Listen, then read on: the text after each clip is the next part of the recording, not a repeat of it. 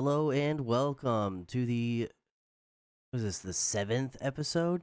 Uh, we missed last week. To the Shenanigan podcast. Before I forget to say that, today on the show we have Mr. Dyson, Mr. Kilgore, and my lovely wife, Miss Honey. Say hi, guys. Hi. Hi guys. Hello. All right. Mr. Kilgore, do you have any updates for us? I'm sure the podcast audience is wanting They're to just know. waiting with bated breath. They're Bated "Hey, breath, what's going on?" yes. Well, I don't know if I've said anything since, but there was an excavator that somebody had brought in here, and they made the house a pile now, which is great because in its prior form it was a burnt um piece of crap, and now it's a burnt piece of crap in the middle of my driveway. Nice. But to rectify that problem, I have purchased a cheap tractor to just move it because I'm sick and tired of waiting on everybody else.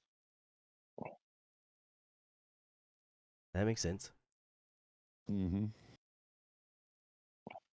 You I know, say 7th. why I is actually think this is the 8th podcast. it the 8th? Hold on. Let me look on YouTube to see how many we have. Oh goodness. I'm just along for the ride, man. I don't know what promise. happened. I promise everybody we're professionals. Professional what? I don't know, but we're professionals. Heavy on the quotation. Profession.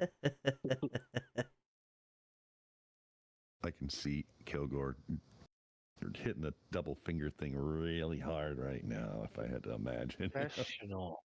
All right, this is podcast number 8. So Professional. so when so when you're listening to these in a row and you think you're getting a double 7, no, it's actually 8. Oh my goodness. What I a need- guy. You're the one that fucked it up, so you're the one that edited Right. it. Yeah. Well, Fix it later. it's maybe I need to wake up more than 30 minutes earlier before these things. Perhaps. Oh my goodness. All right, Miss Honey, tell us a little bit about yourself. Let the audience know who you are. I'm Patty's fiance and I live in the Philippines right now. And Is she talking? Can't hear. can you hear me? Yeah, I can hear. There we go. I had to turn you up, girl. We good. Okay. Sorry to interrupt you. Yeah, I'm now in the Philippines and yeah, and also I'm managing our family business. What is your family business?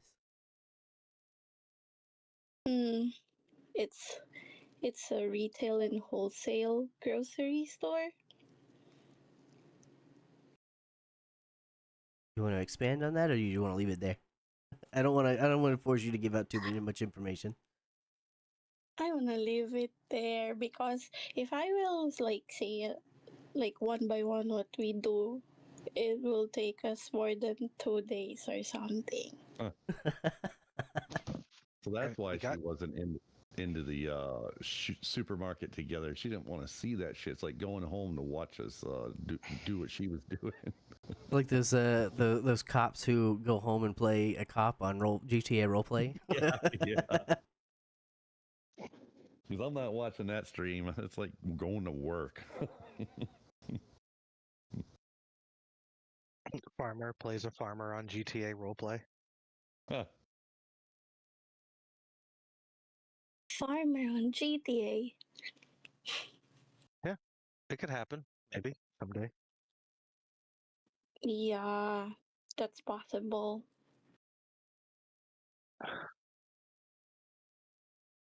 Wow. Who's going to tell the story of how you met? Do you Ooh, want to? You want me to? You want? Yeah, you're good um. at So, story. couple years, 3 years back now. I was really like I had just bought my Steam VR headset, and so I was very heavily. I wouldn't buy a game unless it had VR compatibility, kind of mindset. And one of the I didn't games, have VR, so I didn't see him for months. right, right. Go ahead. If you weren't in VR, I didn't talk to you. Yes, exactly. um, but one of the games that I frequented, just because of the variety that it has in it, is VR chat, and a great free game that has thousands of worlds and a bunch of different experiences versus pay $35 for 6 roller coasters. Cool. So I was really into VR chat, and in VR chat, because it's free, to help pay for the worlds and the servers and whatnot, there are advertisements. Like sometimes like if you're in a house, some of the picture frames will be an advertisement or something, um, or like posters on the walls. And they had this poster for Never Met, which was a VR. I don't know. I don't know that they sell it as a VR dating app, but it is a find friends in VR kind of thing.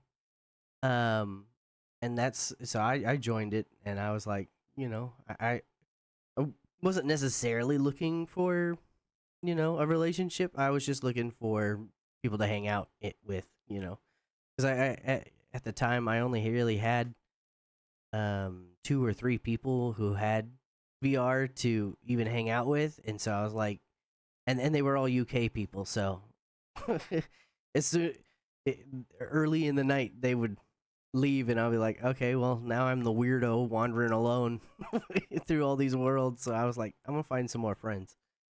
Um, and Honey was the first person to respond to me on there, and yeah, one thing led to another, and now she's my fiance.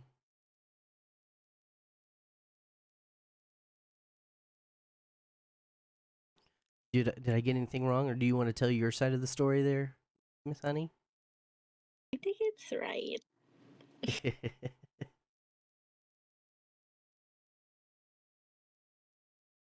um, Even I even told you that I'm really not looking for someone, and I'm just trying the app for fun.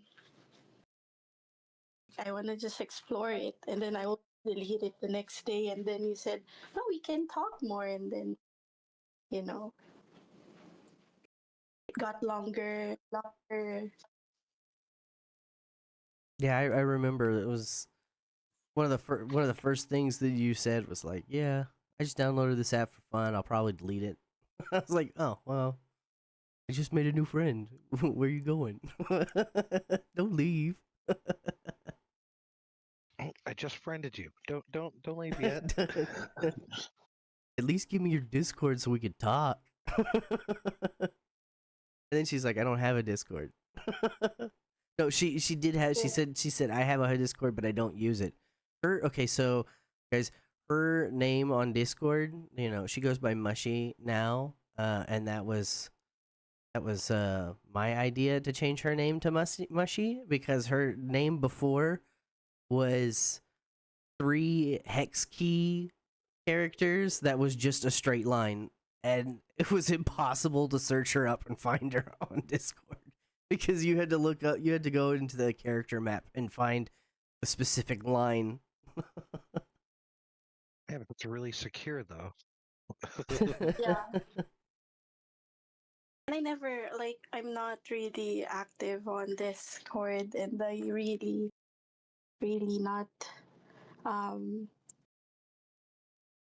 plan to go back here on Discord that time. And now you live on it with me. Like almost 24/7. Yeah. But I remember that I even told Patty that when she was or when he was asking me out, I even said it clearly that I'm really not looking for a new relationship and I'm really scared to be in it. I just, go for it because I also have feelings for him at the time. Aww.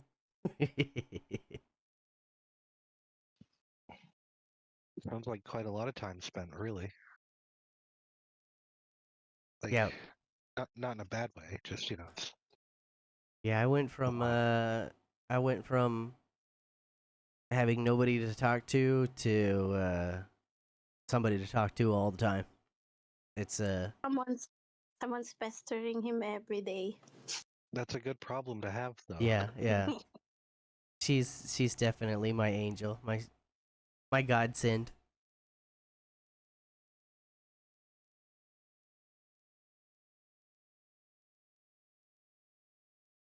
All right, let's jump into some of these topics. Unless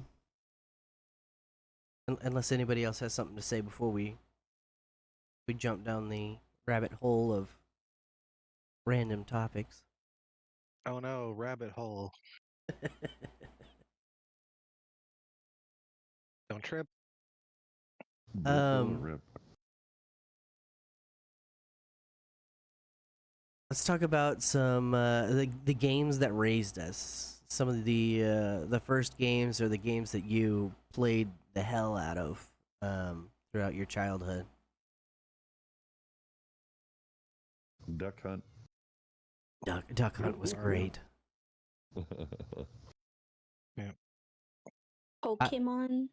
Pokemon. Pokemon's a good one.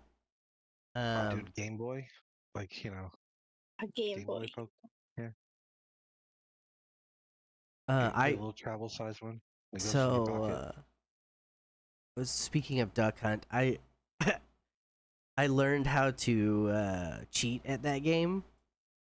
So whenever you pulled the trigger, the screen, just for an instant, the screen turns black except for a white square around the duck. And so if you're aiming at the duck, the photo sensor sees the white square and says hit.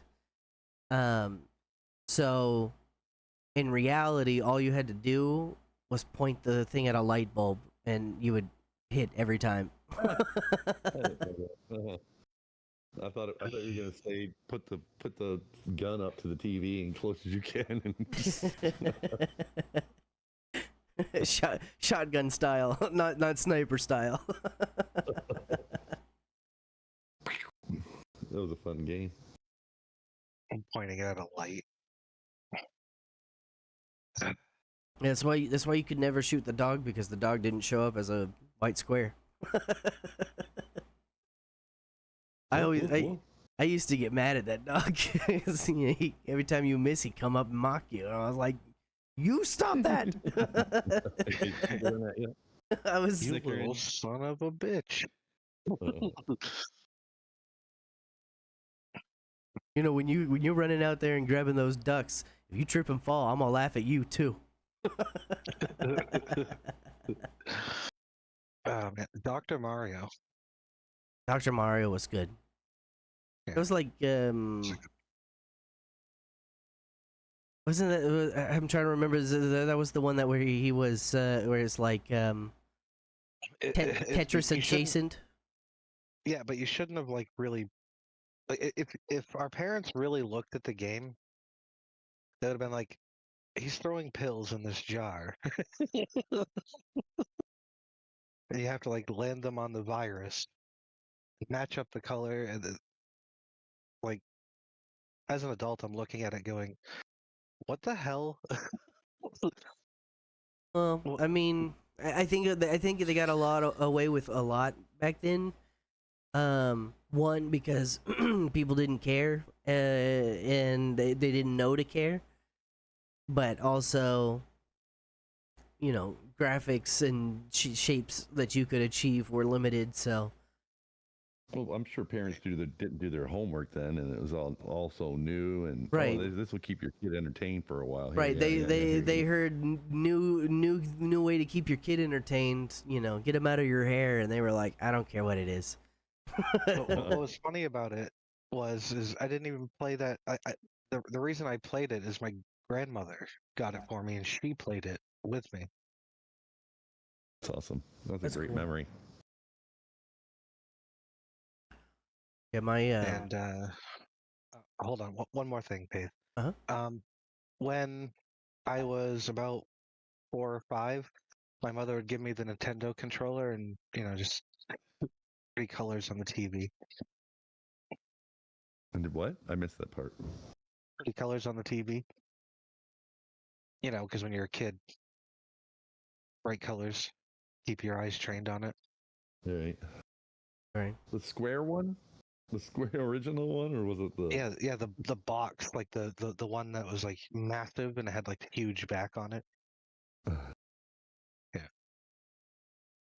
Those big TVs. It was actually a floor model, I CRTs? think it was. Yeah. Oh, you're talking about the TV. I thought you meant the controller. Yeah, I was talking about the square controller or the one with the. Yeah, double no, button. yeah, the square controller. Yeah. I got you. With the A and a B and up and a down and a start and a Yep. select. Yeah, okay. Yeah, that was what Nintendo, not Super Nintendo. Yeah, I was I'm trying to imagine it, so I gotcha. Yeah, gray and kind of beige looking, but the colors on the screen, Huh. pretty. Yeah, I my grandmother, I actually think it was my grandfather, but by then they had already divorced. But long story short, she had a Atari. It was like, it wasn't a cabinet, but it was like the panel for the cabinet. There was an Atari one and a Sega one. And they were both hooked up to the TV in my grandmother's bedroom, and it was stored under her bed. And so anytime that I could, I would go under the bed, push that big old fucking panel out, and play. I don't even remember what, like, I was too young to form memories on what I was playing, or even if I figured out how to turn it on. But I would mash buttons, like it was my equivalent to nowadays Space those. Invaders. I think it was Pong, Space Invaders. Pitfall. Yeah, there was Pac-Man. Pac-Man was Frogger. definitely on there. But it was so cool because, but yeah, I think it was it was like today's version of a Playmobil. Those big old plastic boards that just have a bunch of buttons that make noises. Pretty much, yeah. Except for a very expensive one, especially for the time. um, but yeah, so I got hooked on video games, before I started forming memories. So they were already there when I started forming memories. Right. But yeah, and then yeah, I've been gaming ever since NES, all the Nintendos except for I don't have the new Switch or Snap or whatever the newest Yeah, whatever. console is. I don't The have that one. Switch. Yeah, I think they came out with a The Switch 2 or whatever that the is. Switch 2. I don't have that one. I did, and I'm not sure that I'm going to buy it. I don't. Well, right now I don't have any Switch. But, I had one, and I had my N64 from when I was a kid, and I think we also had a Super Nintendo. All of that's, Done. Only switch he's got now is the one on the wall. It turns on the light. The one that my grandfather told me to cut off the tree. Oh yeah, that too.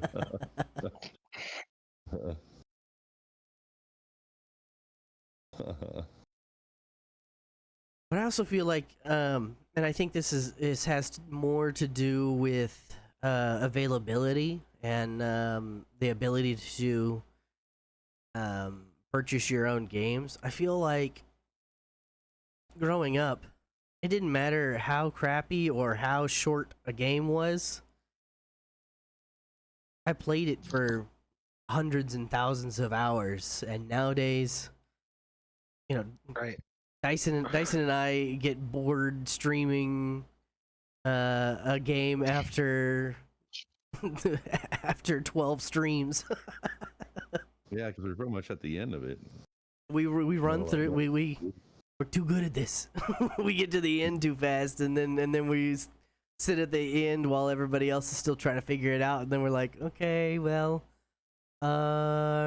we'll 2 more streams of this running around in circles, and then we're changing games.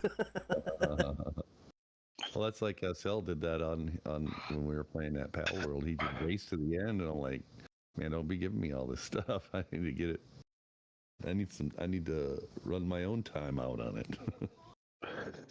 Right. That's why I'm excited about Palia, because we don't know anybody who has in-game shit to give to us. So Right? That's where We're- you're. That's we're where gonna you're have to- wrong. Oh, yeah. no. All right. You do know somebody who has in-game stuff to give to you. However, they can't do it. Right. However, you have no access. Oh wait, that's not the laugh at. Gets on my Ford tractor, drives all the way to Texas. Let me show you. Let me show you my new tractor and its abilities on your car. Flips your car, goes home. And the funny thing is I don't, I'm because my job is streaming. I don't leave the house unless I absolutely have to, which would be car home. inspection. Like I leave the house with my car to inspect it for the state, and that's it. Then bring it back, and it sits there. So, you probably flip my vehicle, and I wouldn't know it for a couple months. I'd go out there one day and be like, "Kilgore, when did you do this?" And you're like, "Oh, I forgot I did that." Shit, I did that back in March. It's December. What the hell you been doing? Leaving him under my rock and enjoying it. Is mayonnaise an instrument? I don't think I'd make it to Texas on that thing. Wow. Well, yeah, probably. Older than I am, so 1953. To give it some credit, it's lasted this long. But she's gonna need a major overhaul before we're going to Texas with it. right, you're gonna need all new bells and whistles, and pretty much everything but the fenders you're gonna need to change out. Well, I mean, wiring's easy. It's only got 3 for the whole tractor. Ground positive. That's it.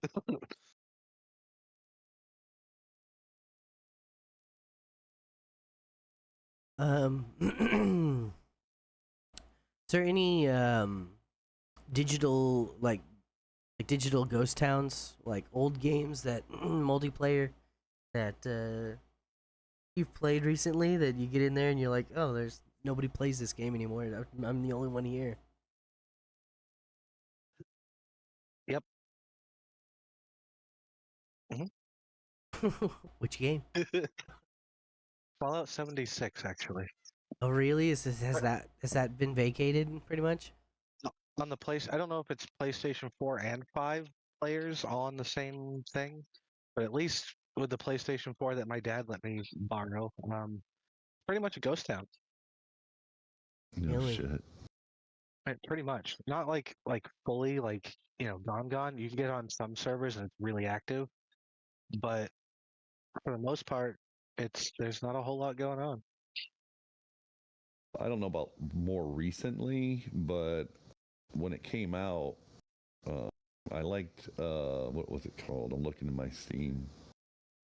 Dark and Light, and everybody called it like Arc with Magic, and it got bad reviews. But I really started having fun with it. But everybody dipped on it. Now I'm like, oh no one's playing it no more.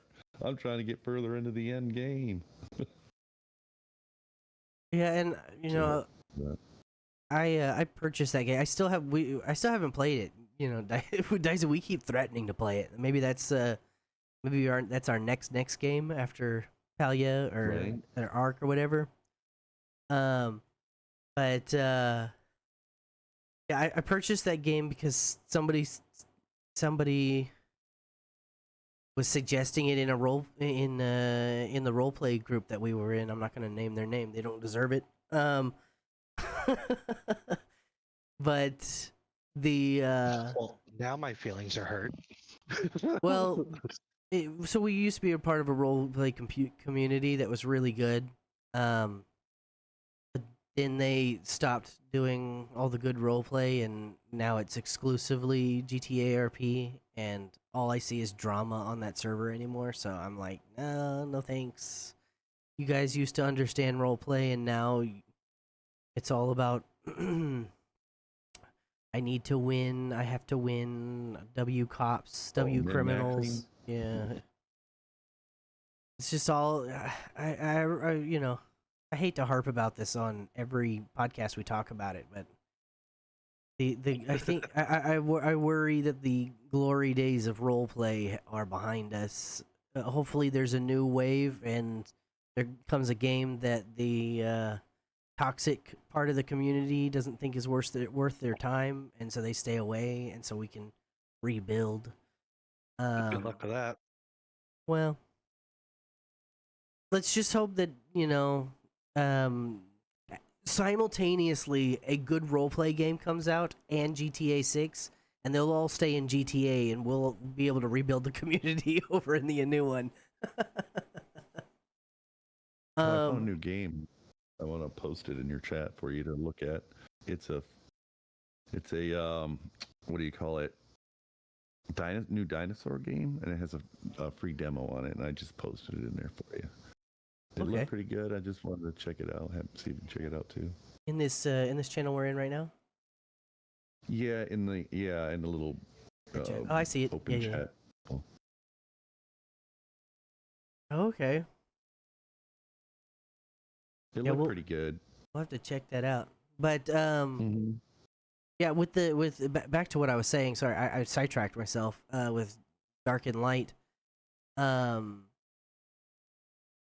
I saw that everybody was oh, this bad review, but I never saw anybody actually reviewing it for the gameplay. It was just, oh, the launch was terrible. But name a single snail game that had a good launch. Yeah. They never buy enough servers. Conan was really bad on launch. It was horrible, but I still played it. War Thunder. My my intro into Atlas was I mean I had a friend who was a streamer,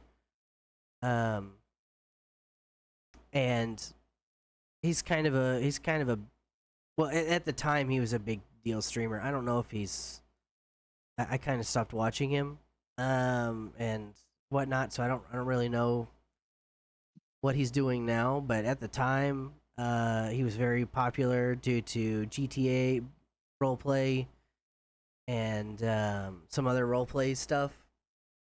And he sat there on launch day. He got in there and he was ready to go. He had purchased a whole pirate costume, and he was sitting there in this pirate costume trying to play the game for Atlas, and and like the first 3 days, it was completely unplayable because the servers weren't enough servers. There weren't. It wasn't just that there weren't enough servers. There weren't enough connection servers. Like the server that holds all the server names that connects you to other servers. That one was too full. So it was essentially getting DDoSed by all the requests because it just couldn't handle it. And so he sat there for 3 days wearing this pirate costume, doing nothing else but watching the damn load screen, hoping that maybe this time it won't time me out and he can actually play it. And there's actually we lost Honey. There's actually a GIF I made myself from a screen recording of him just sitting there staring at the camera in his full pirate gear, like in anticipation, but it's like the third day, and so like he's excited to be there, but also you could see that he hadn't gotten any sleep because he's been trying so hard to get in. It was like the excitement, desperation, and wear and tear all in one picture. Like the hat had gone floppy. It wasn't, it wasn't stiff anymore or anything like that. It was entertaining to watch, but that's how all snail games are. They don't understand that people like the things that they make, and unfortunately it shows in their care for their games, because it seems like, at least nowadays, their strategy is drop and run. They don't really. They drop a game and they're like, all right, well, we're done with that. And see, I know a lot of gamers that complain that, back in my day when Nintendo dropped a new game on a cartridge, it had to be done and ready to go. There was no updates. Updates are nice. Updates are great. I think so. I'm guilty. I am that gamer sometimes. I mean, I understand, like, stuff, like, there should never be a day one patch. Unless it's a server issue or a connection issue that they didn't know about in testing or something like that. Something that they couldn't have known in testing because they didn't have a large enough audience to really hammer the system. But day one patches are ridiculous, in my opinion. Well, I think a lot of like day one patches are just something that allows you to actually play the game, because it's on the store prior to you being able to play it. You can't actually play right, it. the that first update. DRM update that says this is a playable game. Yeah, I think that's what a lot of Well, day but one patches Wasn't are. Battlefield like 100? It was a stupid big download for day one patch. It's like, so I downloaded the game, it was 60 gigs, and then before I could play it, I needed to have another 100 gigs. Yep. Something dumb like that. I mean, the one game that I really harp about being so friggin' broken when it first launched, Fallout 76. Oh god, I think I played that too when it first dropped. I just don't remember it. When it launched, it was fucking horrendous. That was an alpha at best. Now it's a full-fledged game. They've added a lot of stuff to it, and you know what? It's amazing now. It's well, maybe I should run that back a little bit. It's decent now. Well, I think with Fallout 76, I want to, this is just speculation on my part, but I feel like they wanted to set that game up for like the role play community, because there were no human NPCs and there were very few NPCs in general. They wanted everybody to just be interacting with humans all the time, which was great for a roleplay setup.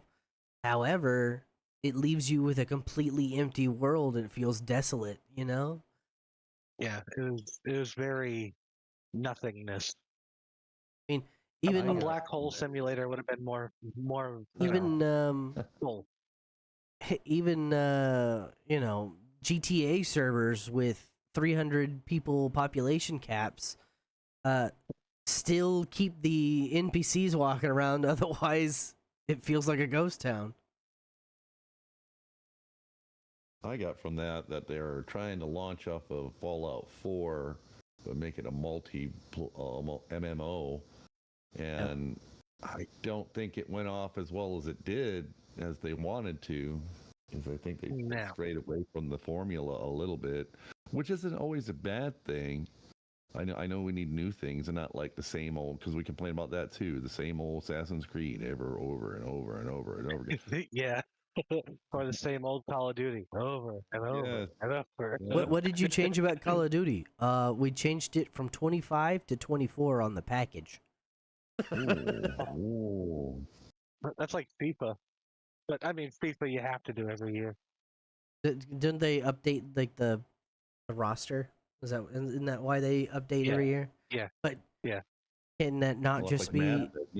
Can that not just be a DLC that you spend? You know, sure, you got to get paid to make sure that the roster and the stats are in.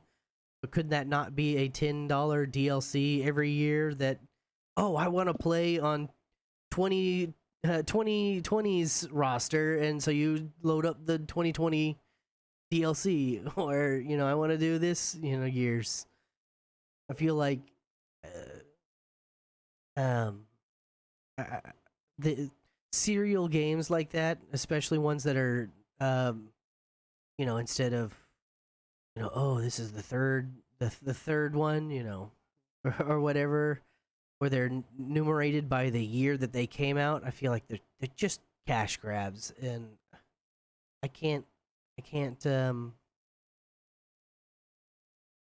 justify purchasing any of those. Well, I'm sure it could be justified, just not worth it.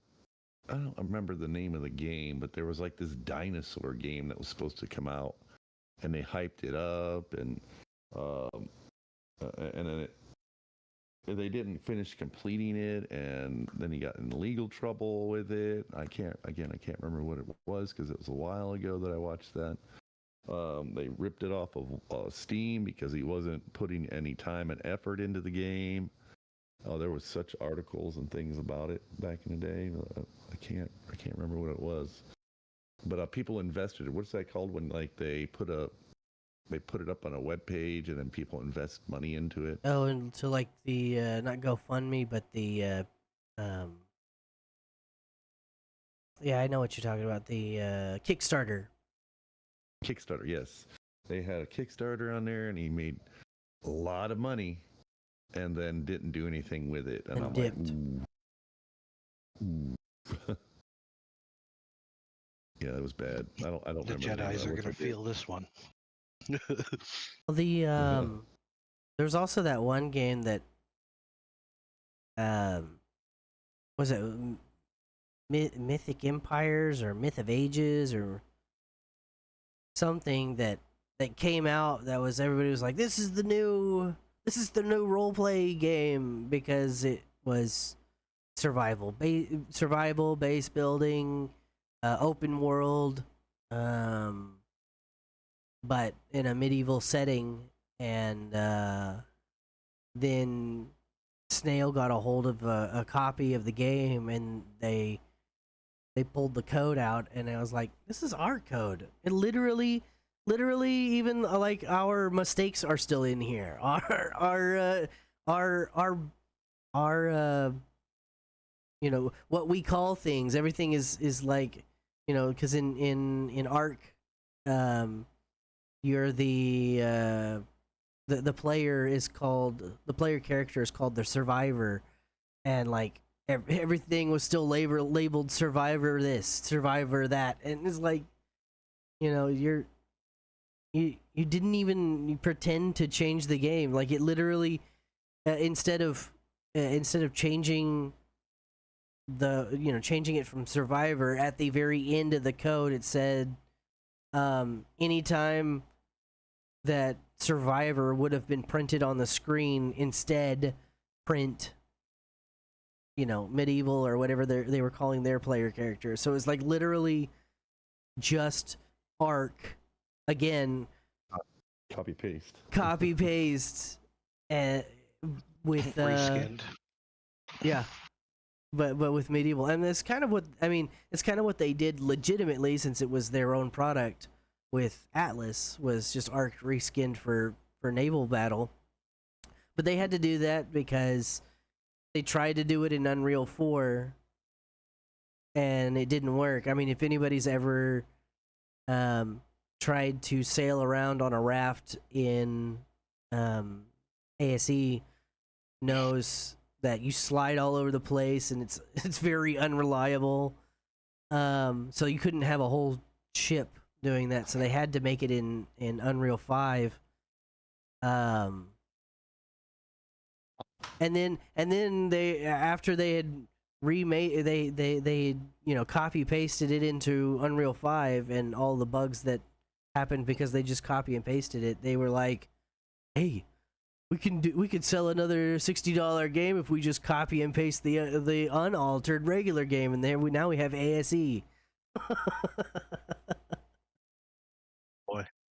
Like literally half of the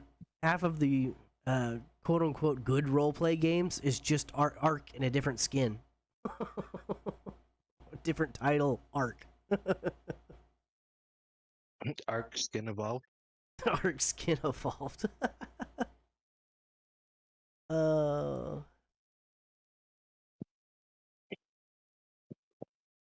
do you have any input, Miss Honey? Any games that you play that don't have anybody who play it anymore? Literally, it was GTA 2. Like, for us, it was like 70 people. That's what the population I saw the most, and then it goes down to 30, then until it's only me. Remember when you were the admin? I'm the top one who's always there. Even though I don't have a close inside, just you. Oh yeah. I remember that server. I mean, how could I forget it? It was a lot of stress and sleepless nights because of needless drama, which is why I hate GTA roleplay, because it's just drama simulator. Like there is no people It say, depends on the people. yeah, It's well, it depends. I agree with that, but GTA is very much the roleplay community in GTA is, oh well, drama is roleplay because drama happens in real life. But that's not all that real life is. So it doesn't need to be every interaction is drama, you know? Like they make it personal every time there's something Right. happening, and I They really they hate. start to leak and get in their feelings about it. Yeah, it's like you won't expect that those people will do it, especially the guy ones. I think some of the guys are the worst about it because they're No, not I don't emotion expect it. they're Like, not I thought it emotionally would be mature enough girls. to understand how to deal with drama. Insane. I love the game, but it depends on the people who's in it and the rules.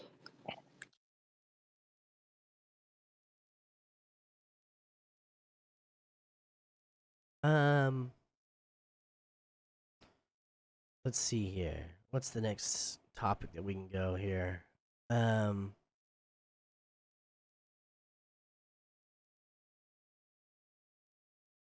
what would you tell aliens if they asked you to describe Earth? You don't want to go here, just stay there. Earth is closed. We don't need any. We already got our own problems. I'm actually in the. Actually in the exact opposite camp because, humans have this thing that we need.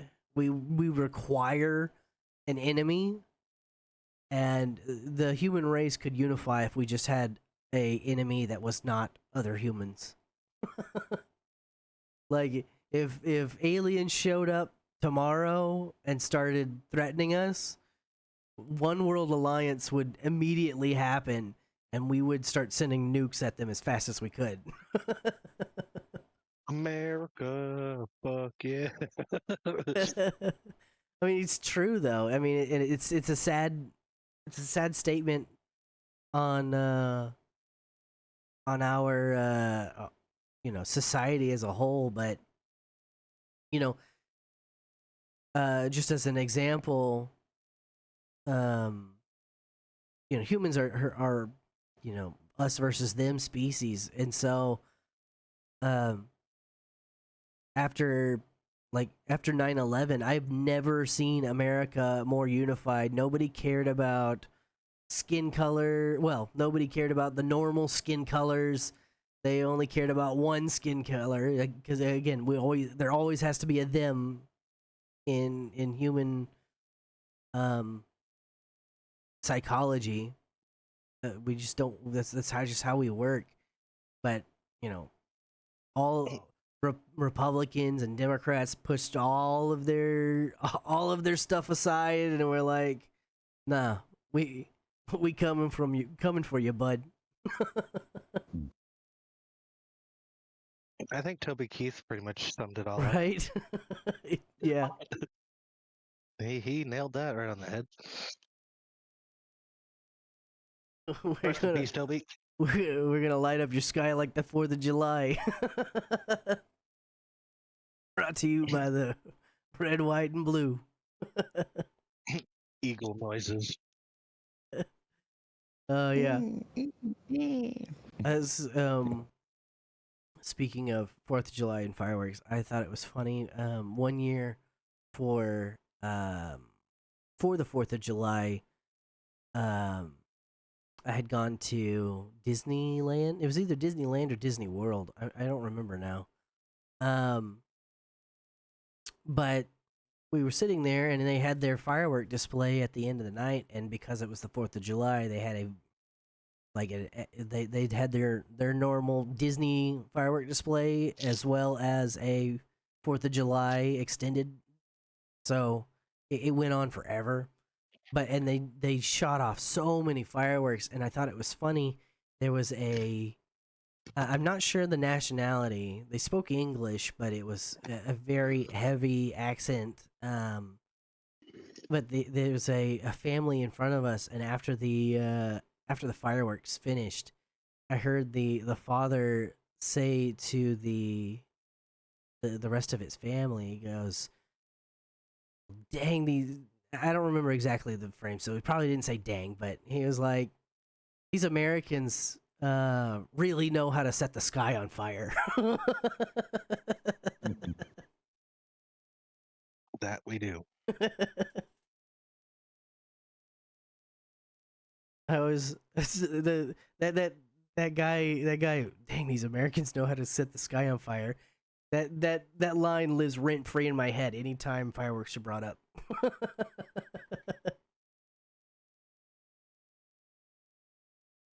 But yeah, I think if aliens were to come right now, how would I explain Earth? I'd be like, we're a bunch of hairless monkeys that we're like an anthill. You kick the anthill, we're gonna swarm you, like, and we'll figure it out. We won't give up just because you got too far away. We'll figure out how to come back and get you.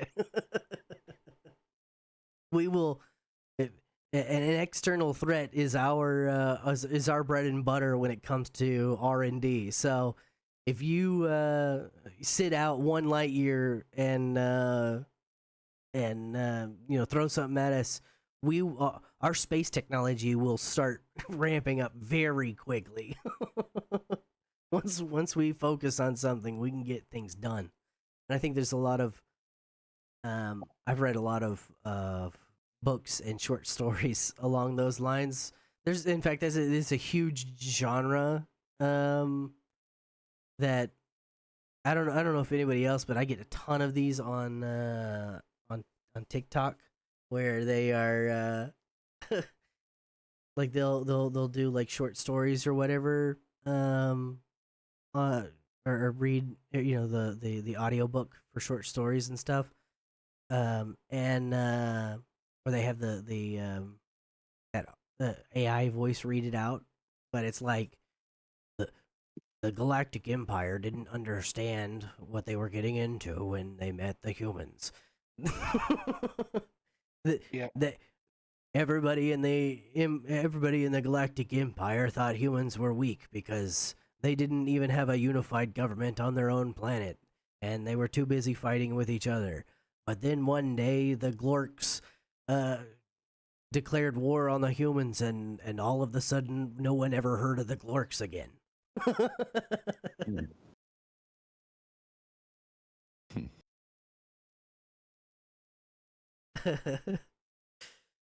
Oh goodness.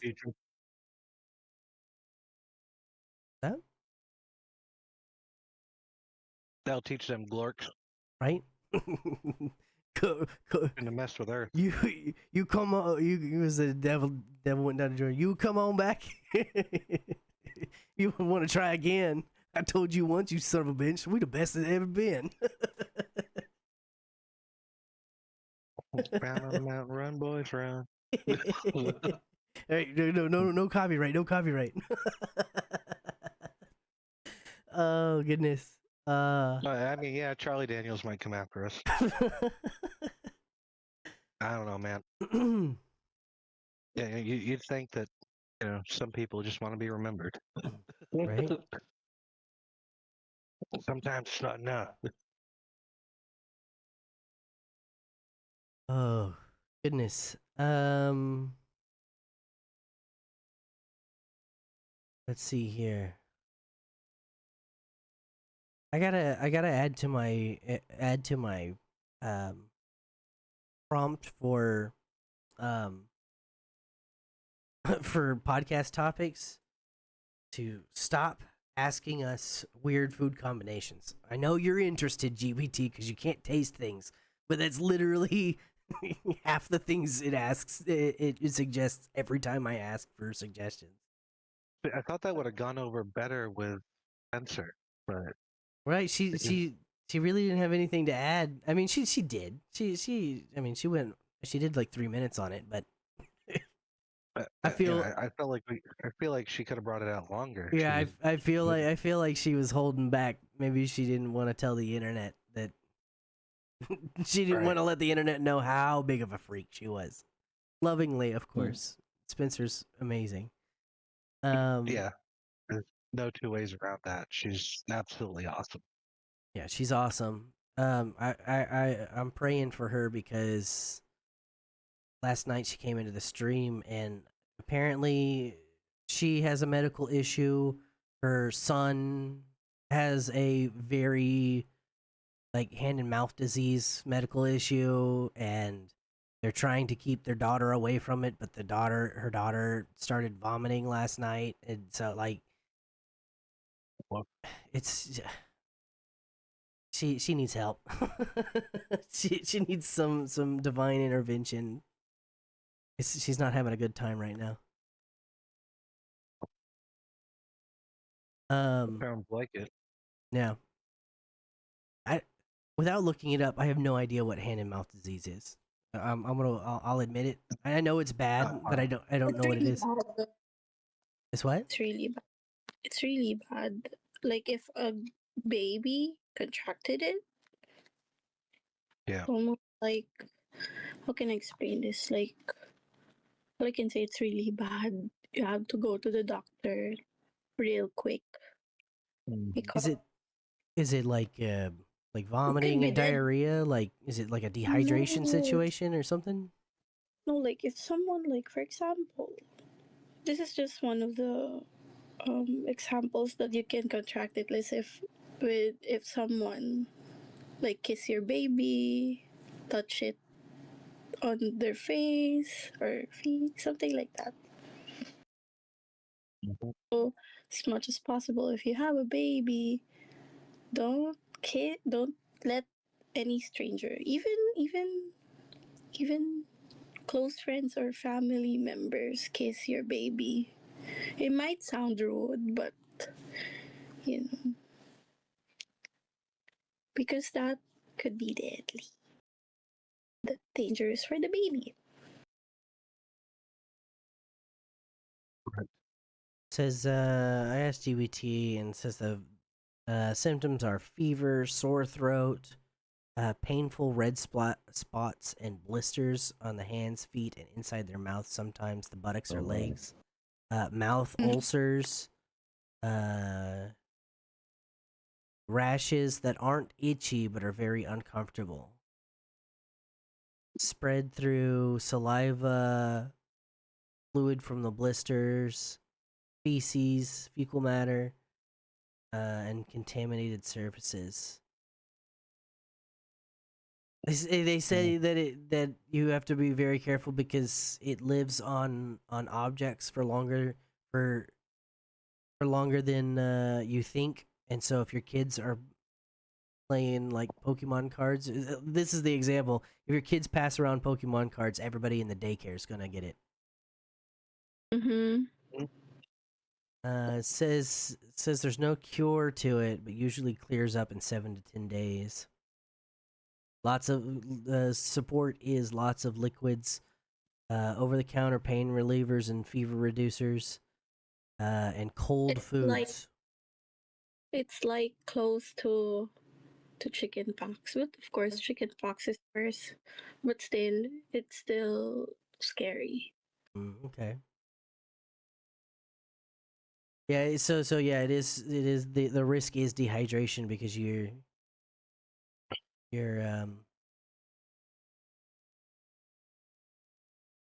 you're losing fluids too fast. This is kind of like the human version of parvo. Mm-hmm. Yeah. It's worse if a baby will contract it because you don't know first what is that. Just have to know the symptoms.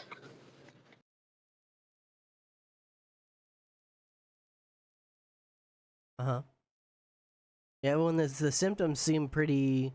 Besides the rashes and the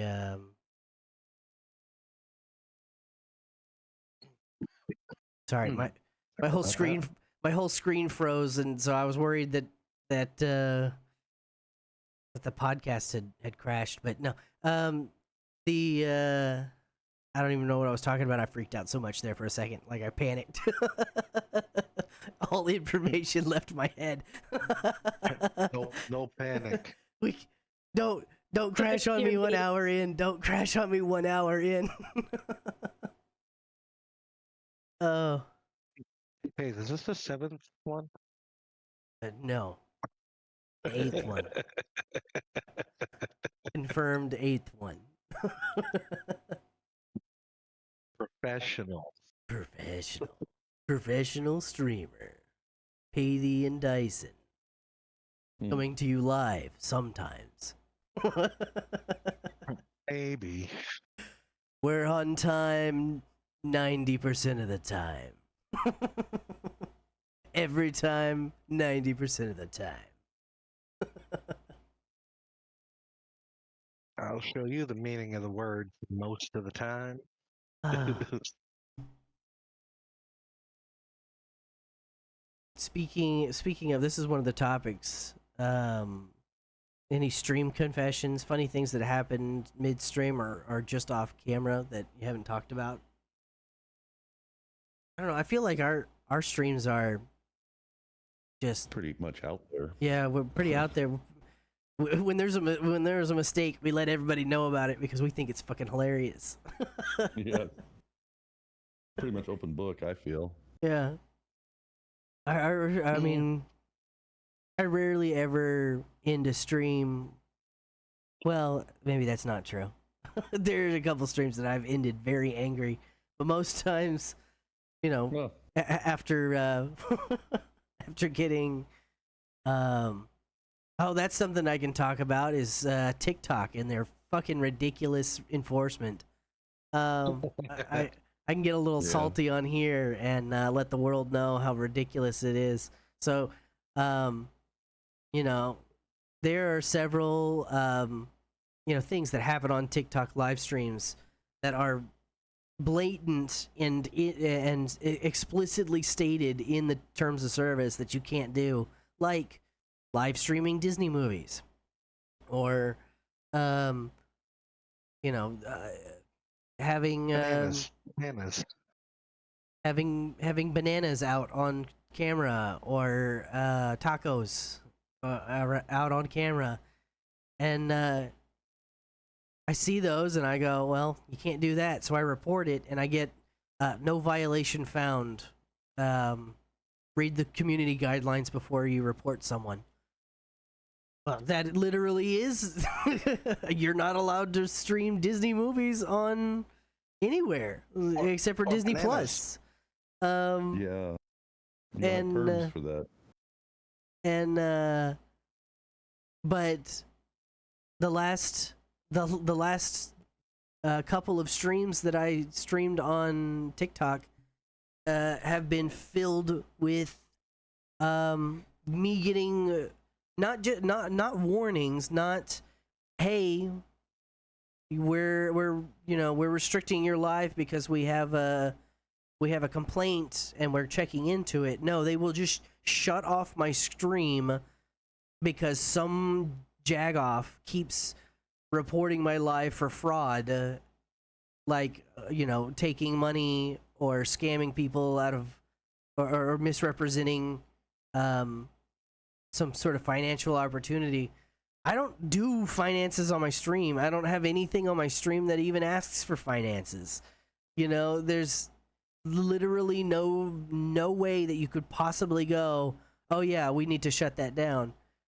And so yesterday when I was streaming, we had an 8-hour stream, and the first 4 hours I gave up after the first 4 hours. I just was streaming on Twitch and YouTube and Kick.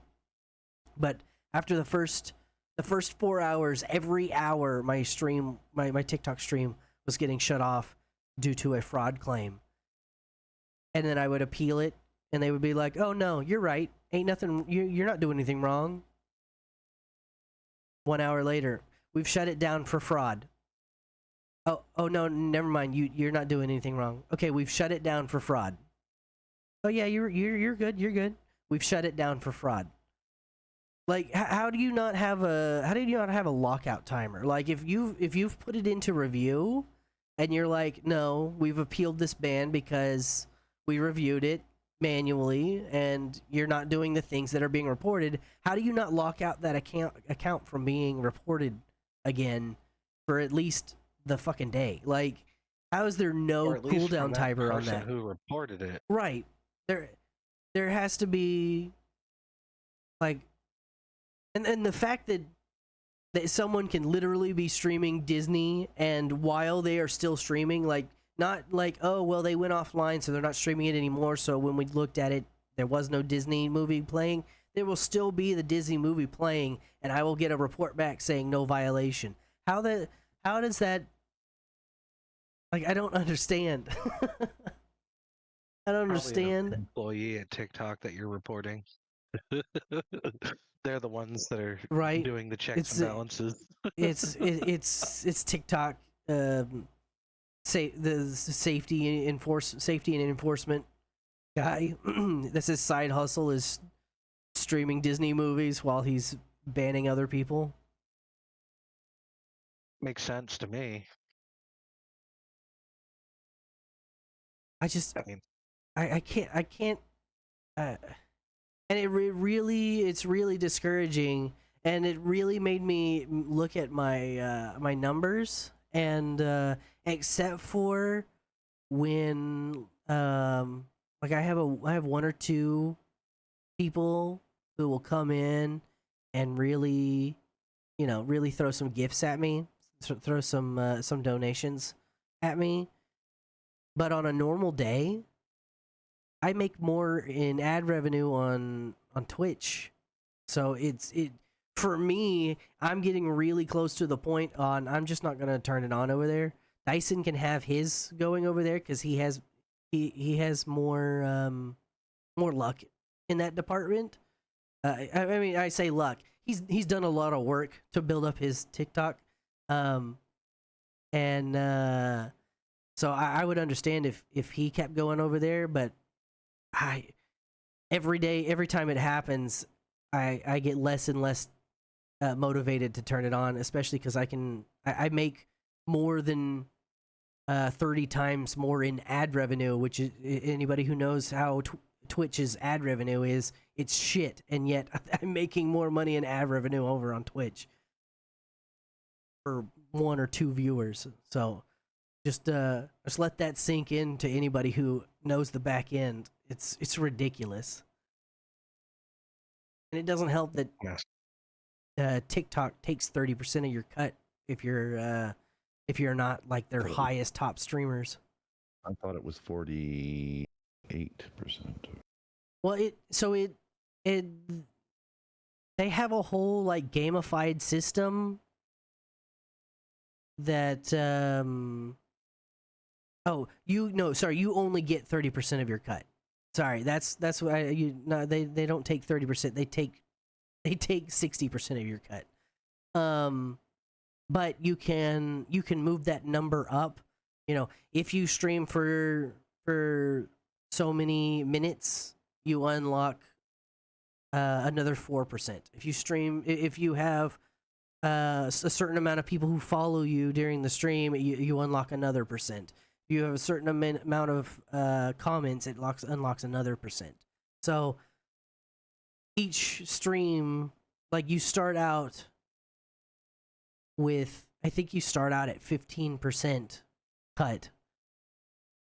And the first few requirements to get it up to 30% is not, they're not difficult. They're just like normal, be on stream and do stream things kind of. We're not gonna pay you. If you go, and I'm sure it's to prevent like some sort of fraud or something, or to discourage some sort of fraud. But if you go live for 5 minutes and someone donates $1,000 to you, you're not gonna get the $1,000. You're gonna get 15% of that.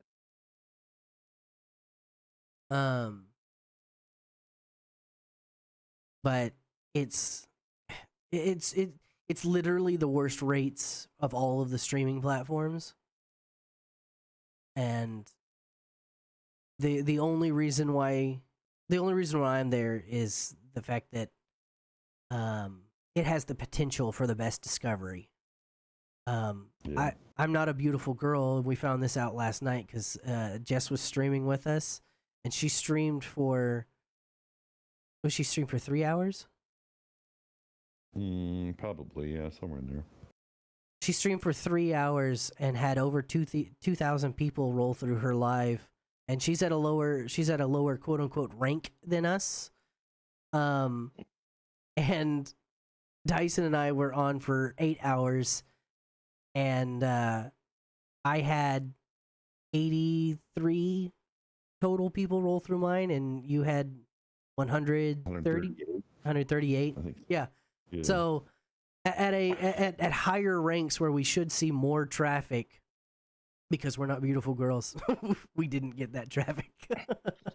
See, I told you, Jess. We told you. That's why I'm like, honey, you want to start streaming?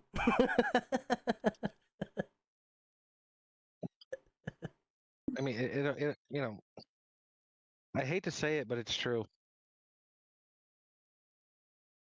And It really I'm is sure true. I'm sure there are other factors. In fact, Dyson and I were discussing other probable factors, like our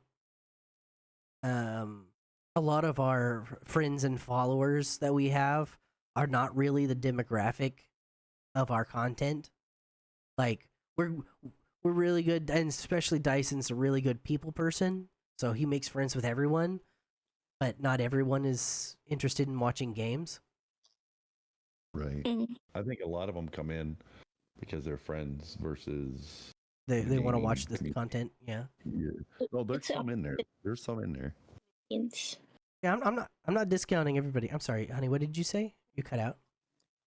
it's different here in the Philippines. Like even though you just stream in some like boring games, you will get like the lowest is like 50 or 30 people inside.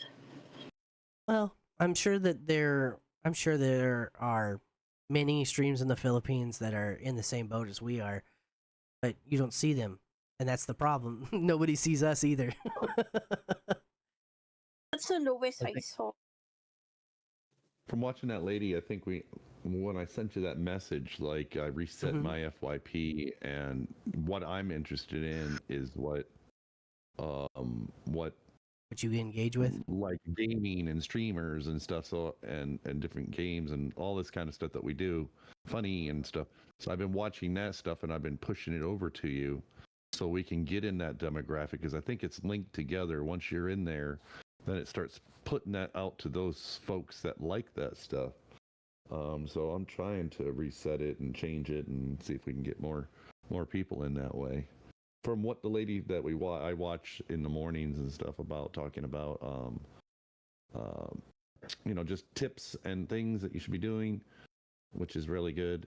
I get a lot of information from her, and I feel like it's creditable because she works for them, Yeah. She's getting these memos and stuff from the studio or the TikTok studio itself. But yeah, I've got a lot of good information from her. Like today, she said, you know how you have that creator camp and stuff? She said it's good to go there, but it's not always the best way to go and find what's trending. She said today that go over to your, what is that button all the way to the left? The home button, and then go to the search and look for like trending, and then like pull the screen down, and it kind of tells you what's trending, and to work off of that, and then work off of them. They have different tabs like videos and all and sounds, and she said that like she'll pull a couple of them that are trending and make a video and work around that, and then push it out. She also said that putting something out 2 hours before you stream is good, because then the FYP knows who you are, what you're about, and then they can put you, when you go live, into that area. So I've had some homework to do and some stuff to do, but I'm trying to test it out personally and work with it. See what happens. Mm-hmm. Yeah. Well, she definitely. I've caught 2 of her lives. Mainly the end of them, where she starts pulling people up and talking to them. Which I I think. leave the room then. Yeah, I think which I think is it's very not as helpful as her beginning spiel.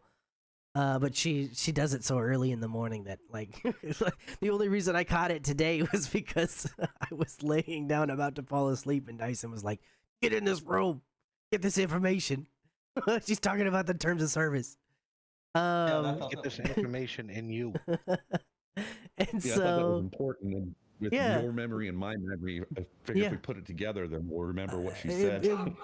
it was, and see, and that's what I also like, to reiterate what I sent you when you said that, and when I watched her, I was like, she's got some really good information about what the TOS says they're looking for, but as we've already discussed, what the TOS says are against the rules and violations that they actually enforce, and the actual violations that they enforce, which are non-violent things that are made up claims they will enforce, but if someone's actually streaming a Disney movie, they will not enforce their TOS.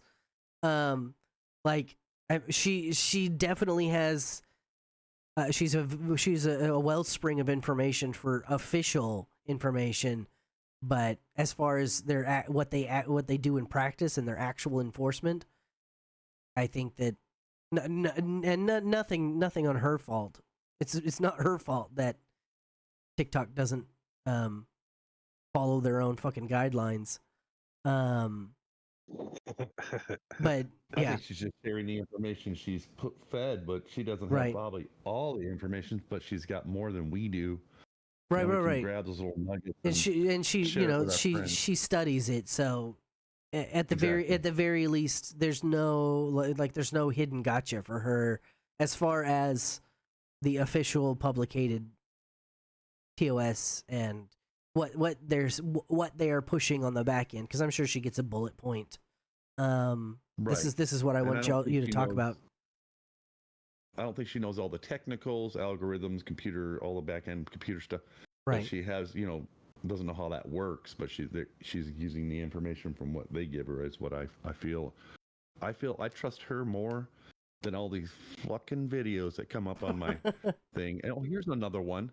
Here's another one she shared today. I don't know if you caught it, but all these people are putting all this false information out in videos. I'm like, ooh, I got to share that with Paith. I got to share that with Jess. I got to share that with all my friends. So the start from the bottom and work your way to the top is bullshit. It's bullshit. Any interaction in the first 2 seconds negates anything that you do. She did the trend thing. She told me what she did, pushed it out there, and she said before she could even tell her friends, it was just blowing up on how many views or people were watching it and liked it, all that stuff. But she said before any of her friends could do the, start at the bottom, copy it, put it your favorites, leave a comment, and then put the. No, I was like, no shit, no shit. But yeah, I'll take your word over anybody else's that comes across there. Yeah. I mean, I still like to do. I don't start at the bottom. I'll admit I don't. I've never started at the bottom. If I like something, I hit the like button first. That's, just instinct. Right. But I feel like the algorithm, is smart enough to, catch bestie or follow or this or that and whatever. The algorithm is smart enough to catch that. It's probably smart enough to also go, well, there's this trend of people who are engagement farming from that they start at the bottom and they work their way up. So anybody who does that, we're gonna call them a bot.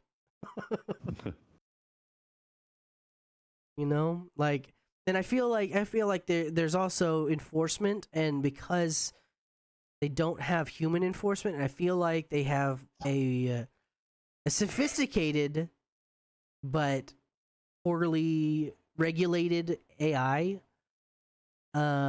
doing their enforcement, it will start enforcing things that are not against the rules. And so you're going to get flagged for things that aren't against the rules, but because someone who does break the rules also does this thing, correlation is causation to this AI, and so therefore you are also breaking the rules, Well, she did say at another day that they're working on the algorithm because I think it's out of control. Mm-hmm. Pretty much is what she's saying with all the follow for follow and all that bullshit. I think it's learned the right and wrong way to do things. And so I think she said that they were working on that as well. So, that's good to hear.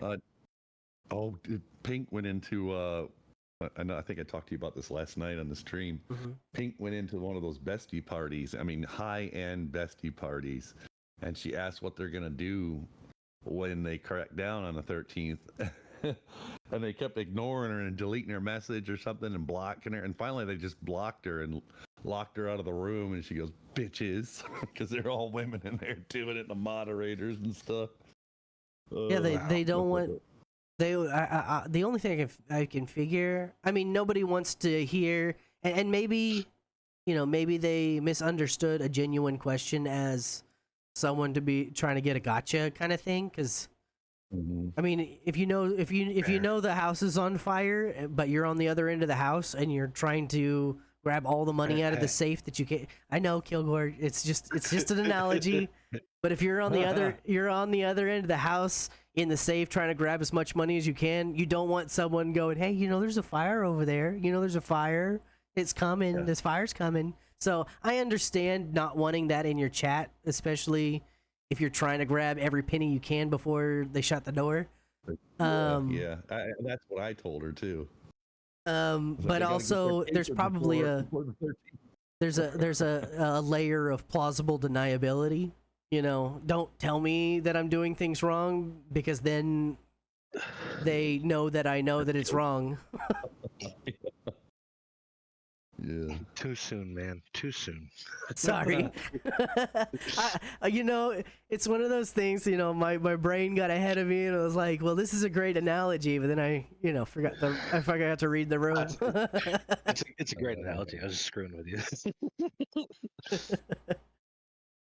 Oh, folks, I have to run. I have to go do some things, IRL things, get my granddaughter, get a haircut, all that stuff. All right. Well, it was thank a you, Mr. pleasure. Dicey. Before you head out, is there anything you wanted to shout out?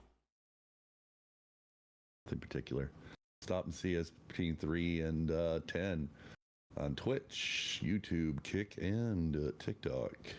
Dyson187 and Paith. Also in TikTok, Paith_official. Let's go and grow. Right. See y'all later. All right. Thank you for joining us, Mr. Dyson. You guys and gal. All right. Before I hop back into this list, is there anything else y'all have to say on the topic, or a different topic that you wanted to bring up? What was the topic again? Just any topic. We're going with any right now. Right now it was stream confessions, funniest things that happened on stream or just off camera. I mean, I used to live in an apartment, and I'd have like friends like walking in and out of my apartment like all the time when I was streaming, but nothing particularly funny happened.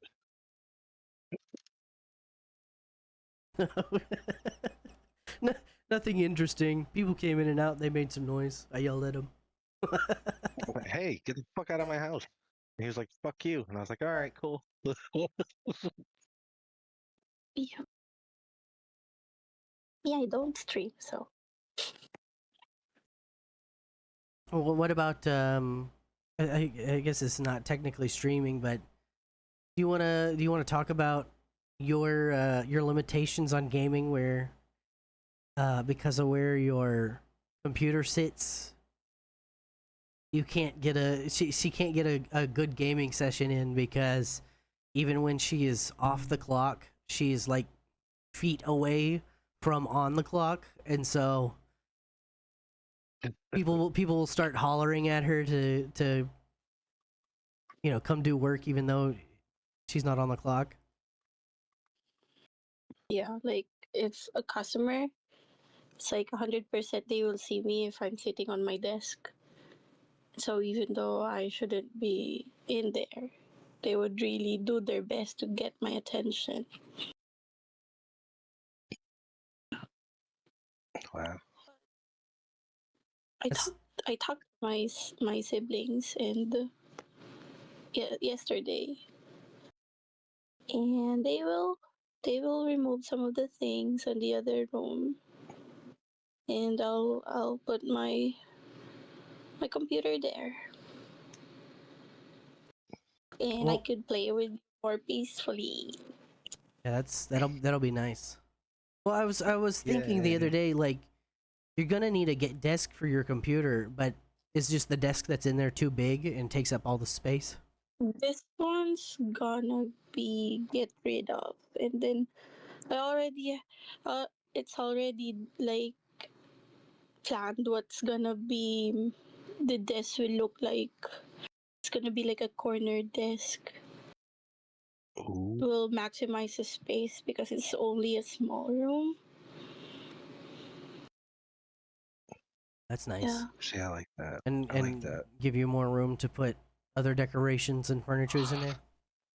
Yay! I'm excited for you to get that other room. I would play more. I really, really wanna play more. I really miss playing actually. Actually, I'm playing right now. You've been really into Roblox Grow a Garden. Every time she told me last night, "Oh, I'm so excited! I'm so excited to wake up so that way I can play Grow a Garden again." Kilgore, you Nice. must play Grow a Garden. It's so cute. I don't know if you like cute things, but yeah, it's fun and it's peaceful and there's no drama and well, unless you go on a public server and someone will steal your crops or your fruits. I One of the things that I really annoys me is that they not only that they allow people to steal from you, but but to do it they charge people real money, like to unlock the ability to. So, but it's like Really? but it's not even but it's not a prohibitive amount. It's like, hey, for 36 cents, we'll let you steal from everybody. What? Everything else, $5. Steal from people who are just trying to grow a garden, just trying to do a peaceful gardening game. 36 You know, cents. someone posted about it. Actually, it was a kid. He was crying because someone someone stole his crop, which is very expensive. Yeah, the that whole I think the whole reason why I keep getting flagged for fraud, because it started when I played Grow a Garden on stream, and then all these people kept coming into my chat going, For you, for trade. I want to sell you this encrusted dingle hopper, and I'm like, I don't know what that fucking is, and all I have strawberries. So, you want some strawberries for your rare plant? Want some strawberries for your encrusted dingle hopper? Right. And so I'm like, I don't have anything, and I think it pissed off one of the I'm trying to say this the nicest that I can. Like, I'm going through a bunch of words in my head that I can't say. A bunch of names that I want to call these people, but Do it. these yeah, I think I pissed someone off, and now they just like, I'm being the equivalent of DDoS but mass reporting on TikTok, and that's why I can't go an hour without being taken down over there. So, speaking of being mad, I when I was trying to like find a tractor to purchase, um, I literally messaged everybody on Facebook Marketplace that was selling a tractor, and there's this one guy in New Hampshire. I was like, yes, awesome. Right down there, he only wants like 1,500 for it. It says it lifts like 1,000 pounds. Whatever, it's not a lot, but I can chip away at it little to a time. You know what I mean? Right. So the trouble is, I would send him a message, and either he'd read it, or he wouldn't, read it and not respond to it, or he'd read it and not respond to it. So I was like, fine, dude, you know what? I'm headed down right now with the money. And I literally I called my dad. I was like, "Hey, get your butt over here. I need to go to the bank, and then we're gonna go to New Hampshire, and we're gonna get this paid for, and the guy will deliver it the next day or whatever, you know, all of that." So he rushes down here from where he lives, about 45 minutes away.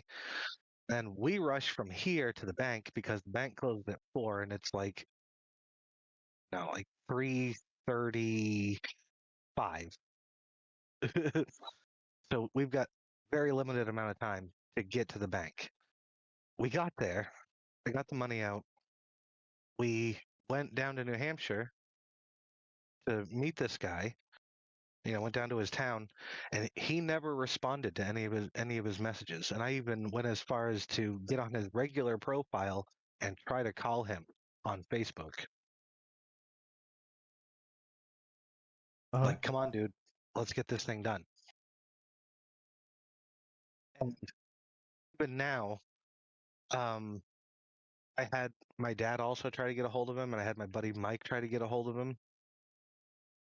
And the only thing that he ever said to either one of them is, "Yeah, it's still available." So this guy's running some sort of scam or something. I don't know. I don't know if he's running a scam. Like, if it's a scam, it's a fucking terrible one because you won't even take the money. Like, I'm here in your city with the money. Come scam me if you're gonna do it, but let's go. Let's do something. yeah. And then another guy in Massachusetts, I talked to him. I told him about my situation, how I've got a huge pile of house here. I was looking at it for the last 3 weeks, and he goes, huh, if I was looking at it for the last 3 weeks, I could have, picked it up piece by piece and moved it by now. I was sitting there thinking, like, you want me to give you money, or you want to just sit here and insult me?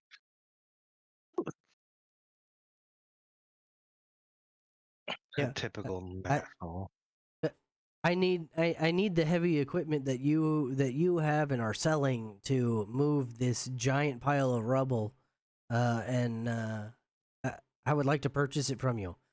You got a giant pile of rubble and you hadn't done anything about it? Yeah, that's why I'm fucking here buying this tractor, motherfucker. Needless to say, I didn't go that route either. Right? Like, nah, screw this guy. I'm not gonna give money to somebody who just insulted me, calling me lazy. Right? Like, well, that's I personally have never purchased anything from Facebook Marketplace. I think from the stories that I've heard people having great success on Facebook Marketplace, but it just seems like the cesspool yard sale that you just don't want to get involved with. In my opinion, Oh, it is. It is.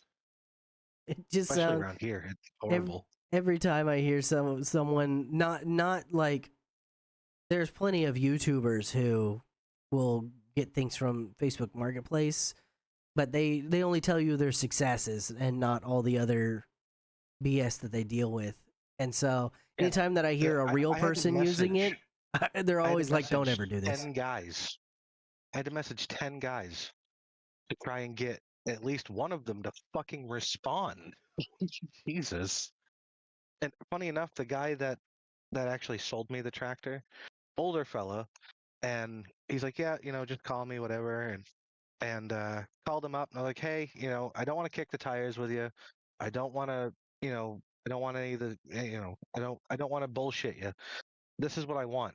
Does it run, or will it run shortly? Does the bucket go up and down? That's all I give a shit about. And right there, he knew. I mean, yeah, I mean business. I'm not screwing around. I don't, everything else is negotiable. If it leaks a little oil, I can fix that. If if it leaks here or there, that can be fixed. Tires, sure, why not? But does it do the things that I want it to do? I don't care if the brakes work. I'll stop when I hit the pile down there. Right? I just need I But need the machine. I can fix it if it's broke. sure, it's going to be scary all the way down that hill until I hit that pile, and I might break a pelvis on the other end. But That's why before we started, I attached this land anchor, which is a spike that I throw in the ground to stop it's me just, from rolling. and the guy in Massachusetts that insulted me, he didn't even answer my questions. Like, does it or will it run shortly? I don't give a crap if it has brakes. Does the bucket go up and down? And he didn't even answer me. So I'm like, yeah, no, insult me. Don't answer any of my questions. Later. Done. I don't care if it is $900. That's cheap. He wanted 750 for the tractor, and he wanted another 150, 200, whatever it was to deliver it.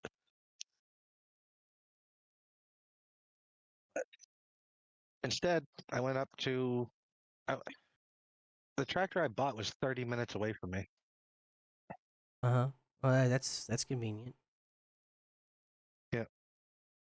I don't get it. Why are all people allergic to money? I thought people wanted money. Like, Yeah, if they don't want it, I'll take it. I don't get it.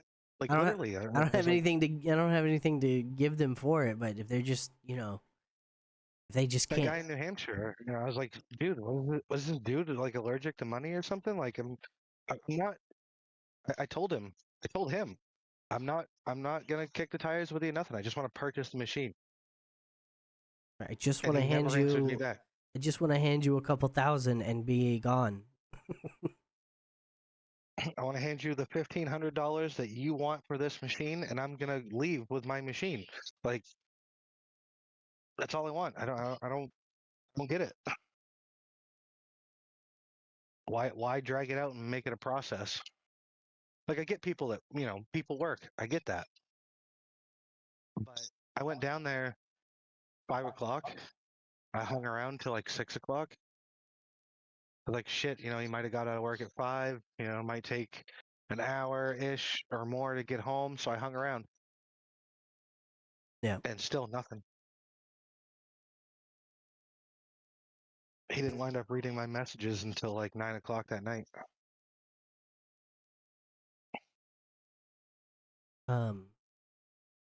Honey, I know you use Facebook. I don't use Facebook at all. Have you ever done anything on the Facebook Marketplace? Nope, never. Never. You know Yeah, anybody you who Yeah. has? shouldn't. Yeah. I don't. Don't do it. Do they have it in the Philippines? Yeah, but it's really, really risky if you try to buy there. Like, unless you found some really legit, there are legit sellers there, but it's hard to find. Like, you have to filter, you have to read it thoroughly, otherwise you'll get scammed. I trust Well, most people on uh, Facebook, I but not like everybody.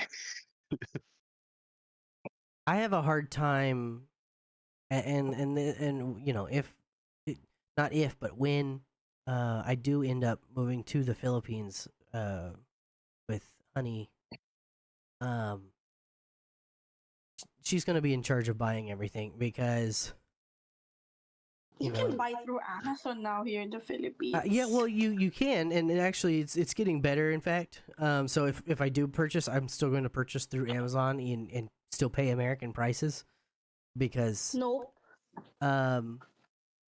well, the point of what I'm saying is even like legitimate sellers are they don't regulate the product on their, like Amazon. If someone's selling a fake product, you just tell Amazon this is a fake product that they're selling, and they remove the listing. Every legitimate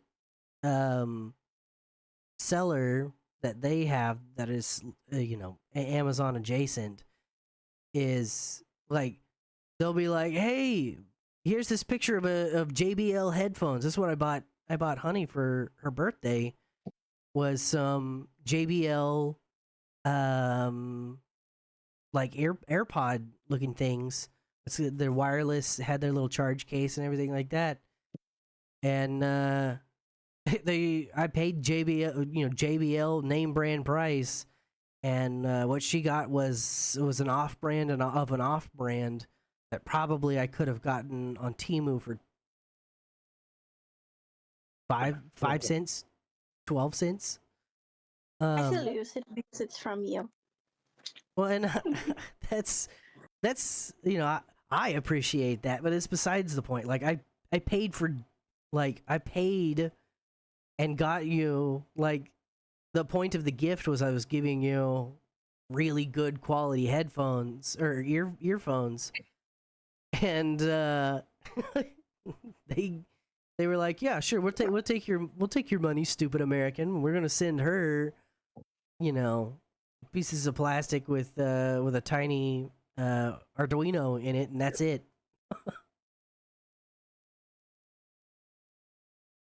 It's I it's like everything is a not everything. That's, I think that's taking it a step too far, but Like there are very few honest sellers even on their legitimate selling sites. So that's why I said Honey will be in charge of purchasing things, because she knows how to do the due diligence to make sure you don't get ripped off or scammed. Because I just don't. I assume if you're going to have a product on your website, then the product on your website is legit. Otherwise, because here in America you can get in trouble for that, but apparently in the Philippines, the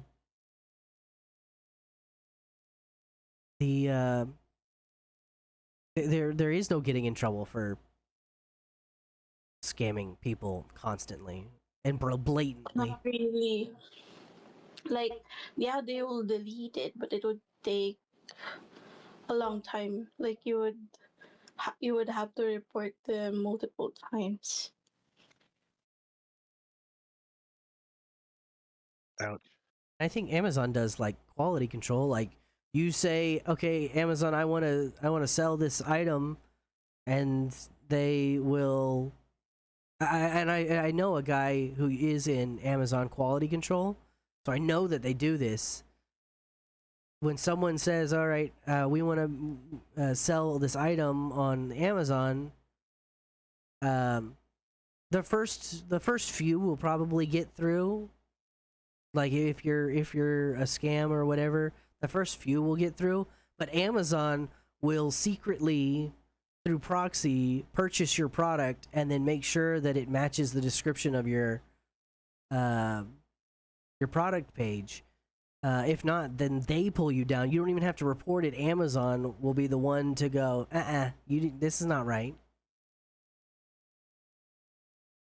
Amazon just like, what are you doing? And the other platform that I buy, or buy my things, that's what they're doing. Oh, do they? That's good. Like, but Yeah. I'm gonna name drop here. The only one that, because it's the only one that accepts, or at least the only one that I've found that will accept an American credit card, is Lazada, and I've purchased several things from there, and I think we're at like 1 in 4, like 25% of the things that I have purchased for you have not been what the product description said it was, or never came in. It never came at all. Just not a good rate, not a good trust rate. 25% chance that you're gonna get screwed. Mhm. Hell yeah, 25%. I like those chances. And Whenever Honey, you I- told me that there was a certain spot in Lazada that I should be purchasing because it's more trusted, or something. Yeah, like it had to be called Lazmall, and of course you have to check the reviews because people would really tell there See, if uh-huh. they're like in the review, they would say, "Oh, this one's fake. Don't buy here. I got rock inside my parcel," something like that. Oh, really? Yeah. See, but that's, I don't feel like I should have to do homework when I'm purchasing a product. Like if it is listed as JBL earphones, then I should expect JBL earphones when it shows up. Me, I always check, even when I'm looking in Amazon, I always check the reviews. Even though it says that, like, yay, this is a legit seller or something, like 100% rating, blah blah blah blah blah, I would still check it. Even though I'm in like a mall or like a verified seller, I will still check it. see. That's why I say, uh, my beautiful love, and I'm sure there are plenty of wives out there who would love their husband to say the same thing to them. You are in charge of the shopping.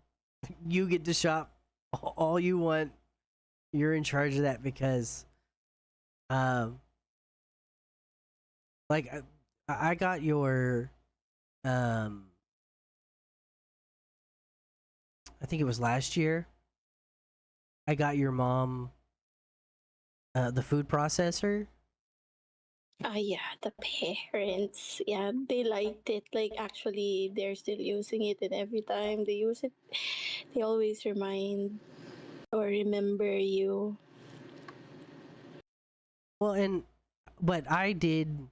It took That one is original. That one is a legit one. yeah, that was well, yeah, because I did a ton of homework to make sure that it because I didn't It's want to hard for you because it's I didn't want to purchase something surprise. for your parents. I didn't want to be like, look at me, American buying things to win over the parents. Here's this cheap knockoff kind of thing. Like I wanted to make sure it was a legit product, and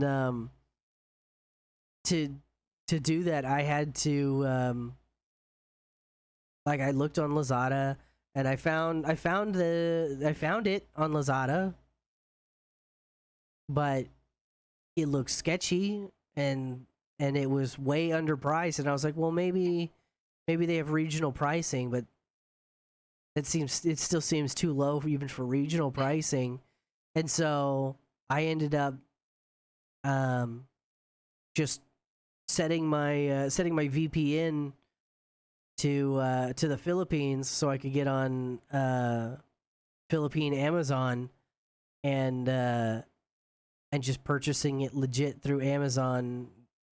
I paid through the nose for import and everything else.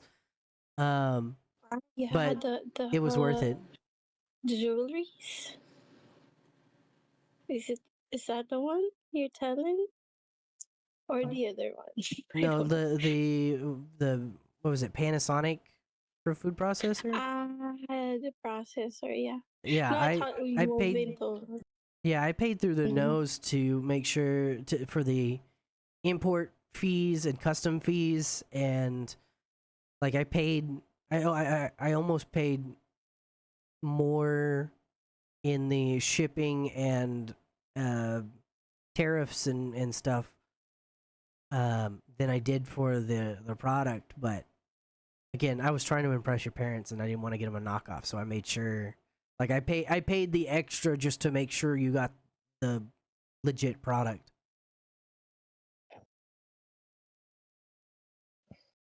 Um but it was a lot of work and a lot of extra hullabaloo. Um which I guess is why, you know, here in America, malls have all but died. Like there are maybe a couple hundred at most still left in America, sprinkled across, limping along. Um, but because you can purchase things from Amazon or you know other retailers, um, and know that you're going to get the legitimate item that you purchased. And I think that's why the Philippines still their malls are still thriving because they can't sell you a knockoff if you're in the store looking at the product.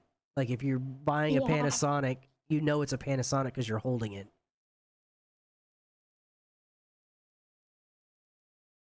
Plus, I don't know. According to my relatives, like it's way better. Like the malls here are way better than there. I don't know how true is that, but most of them tell me that What is better? The malls are better here than there okay. Mm-hmm. in the US. Well, the malls here Like, used to be. I used to go to the mall all the time. Like it was like a second daycare kind of thing. yeah, It was like a same teenage here. daycare. Um, you went there. You went there to hang out with your friends. You know, buy something to look cool at Hot Topic. Mm. No, that's a different. Like literally, my mom would drop me somewhere called Kids at Work, where there's Oh a lot yeah, of toys. Yeah, do you have that there? So that was started in Mexico, and I just watched a documentary on it. They started it in a mall in Mexico, and then they moved it. They opened it. I think they opened two in Mexico, and then they moved. They opened one in California, one in Florida, and one in Texas. Um, None of them lasted very long. The one in Mexico, think, is still in business, but then one of their business partners split off, and they were like, "Okay, uh, you guys have Mexico and the United States. I have the rest of the world," and he did a whole lot better with the rest of the world than U.S. and Mexico.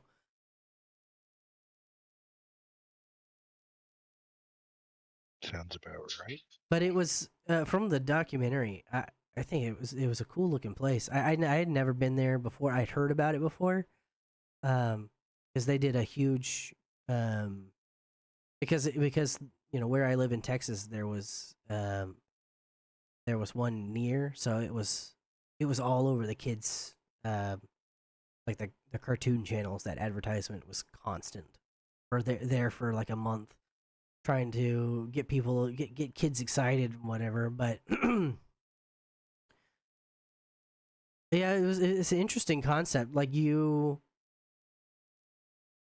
pay um you paid to get in. You paid your $10 to get in, and there was like an adult lounge that was like kind of like like grocery those grocery stores that have the manager's office on the second floor, but it's just a wall of mirrored windows, so that way they can look out, and quality and security and whatnot, before they had cameras everywhere.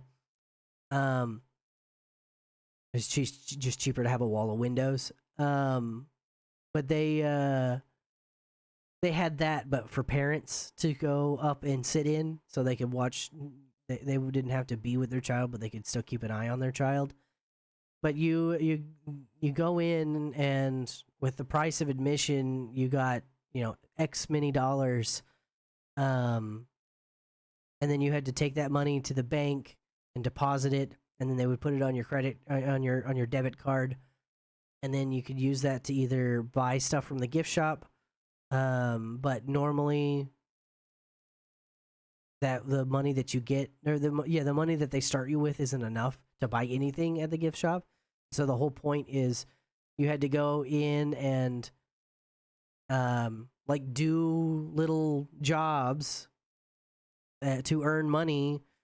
It was like kind of like Chuck E. Cheese child casino, except for it was child labor. um but the one here like had a bunch of sponsors, so you could, like, when you got on, they had like actual like the actual, because they partnered with American Airlines.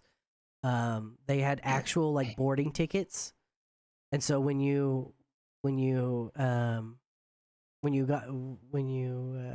entering, you went in and you sat down on this little cutout of a plane fuselage with seats in it that had hydraulics that would like rumble around or whatever. So it was like, oh yeah, we're flying into Kidtopia or whatever it was fucking called, and then you got off, got off, and yeah, it was a very creative idea. I wish that it had stayed longer here. That would have been really fun to do. But my mom, growing up, didn't have very much money, so as seen on TV, stayed that way. It was seen on TV. Oh, that's cool. Can we go? No. Can we go? No. Can we go? No. Same. So, and by the time you know uh my mom was making a little bit more, and we probably could have gone. They had already shut down here in America. Yeah, pretty much the way it goes. Is that the same? I realize that I kind of like hijacked your story. Is that the kind of same concept as the kids at work that you were talking about? Kind of. It's more like there's like plastic balls and slides, and you're not allowed to wear shoes inside, just socks. And your mom will leave you the whole day there. A bunch of stranger kids. Oh, okay. So it's just like a play place daycare center. Kind of, but no one's like there's no someone's gonna check on you. Like there are people, but they won't be really there for you. They will just check if someone's doing something crazy, like a kid trying to chew small balls, something like that. So it's like Yeah. minimum supervision. Go Yeah, do or anything if as long you as you have don't a kill nanny, yourself. yeah, if you have a nanny with you, one time I have with my nanny inside, yeah, they could go with you inside, or literally your parents could go with you inside. That was one of the things about um the one here, or the one that I described, was that it was $10 for children, but like 38 for adults to go in, because they were like, no, this is this is kids area, so they like No, overcharged. parents are for free. Like they go inside for free. That's cool. I mean, that sounds dangerous. I wouldn't trust my child to be unsupervised with other children. I feel like that's just you're asking for trouble. I experienced bleed, like I my nose bleed that time because a kid pushed me on a slide that is very high, and I fell on these balls. And Yeah, yeah, my nose that there bleed. exactly is why I would never bring my child there. Like, you know, you're saying this years and years later, and I'm already getting defensive. Like, how dare they push my honey? But yeah, it, it's one of my favorite places every time, like when we go there. I'm glad you Sometimes, had fun. but that's just a one-time thing.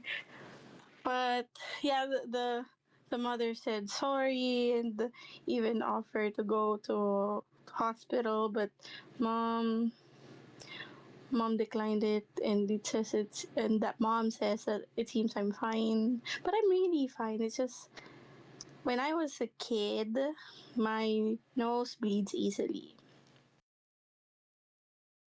Like Yeah, sometimes, even I'm just sitting, it would suddenly bleed. Even especially in summertime, I don't know what's the maybe because dry. it's too hot. Yeah, the hot dry cracks the Yeah, blood vessels.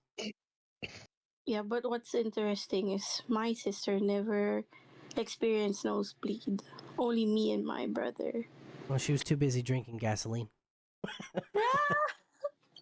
You should tell Kilgore about that. Go ahead and tell that story. We got a couple minutes left before the end of the podcast.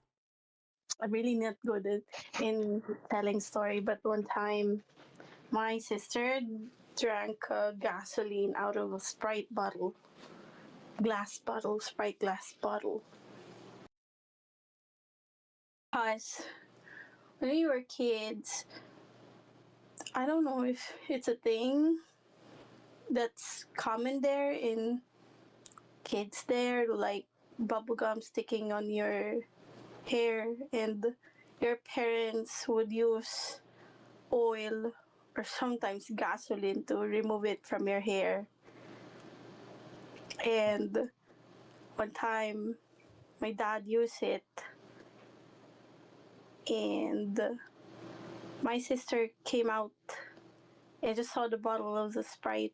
Oh, it's a Sprite, and then suddenly chug it. And I was looking at her in shock. Like that was the first time I was in shock that I can't speak. That what I just did is I ran inside, and I was like, "Mom, mom."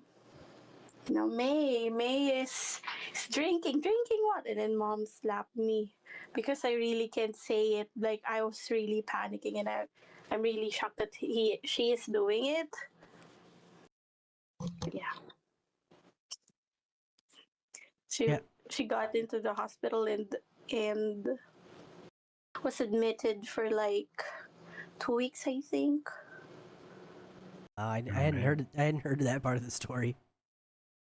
Yeah, and the part of me felt like it's my fault, but I don't know what it's. Well, I'm still a kid that time, and when you see someone chugging a gas, you would be shocked, right? Oh yeah, And it's your 100%. sister. Yeah. Yeah. Yeah. So you said you don't know if they do that in America. I've never heard anybody use gasoline to get gum out of their hair. I've heard peanut butter and olive oil, but never. Yeah. Because My dad used it because it also Oh, yeah. I don't know what kind of a bubble gum that we chew that time, but it's really sticky, and you know we're girls, and in the my Philippines they hair got is long. industrial bubble gum. Yeah, and then dad sees it.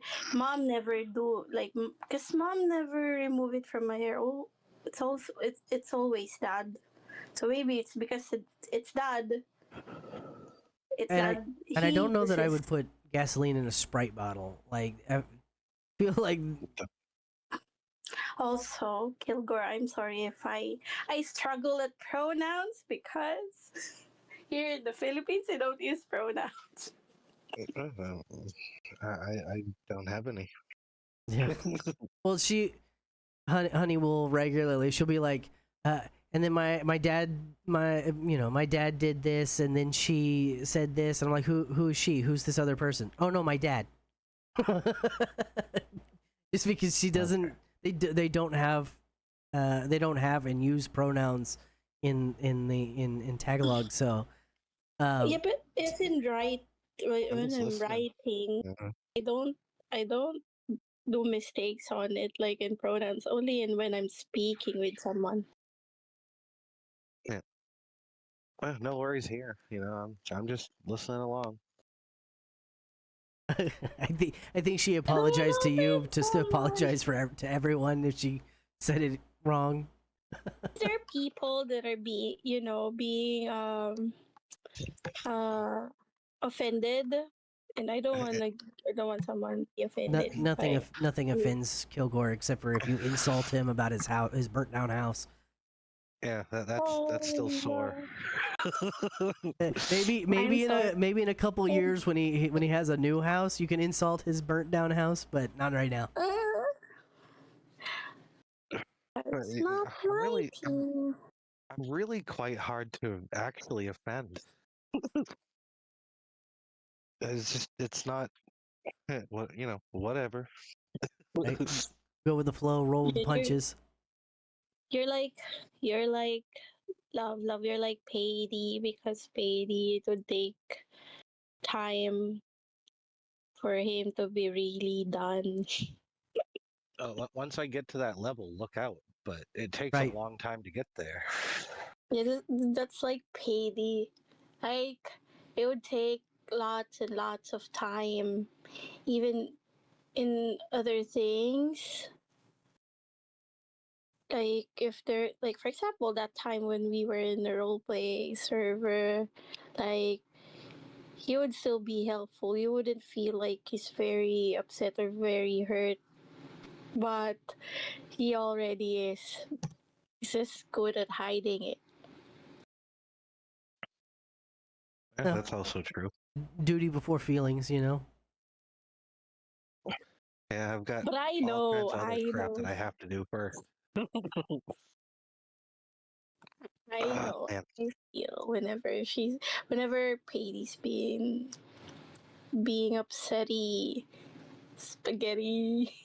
I don't like it when Paisley is upsetty spaghetti. It really hurts my feels. Right? You know, Deep down. I try to stay away from upsetty spaghetti, but sometimes, sometimes, um, like this But take TikTok time for situation, you to feel. like,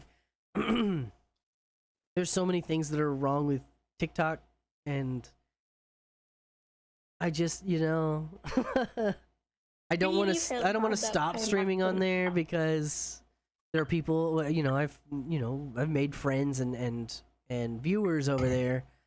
But if they literally won't let me stream for more than an hour at a time, what's even the fucking point, There isn't one.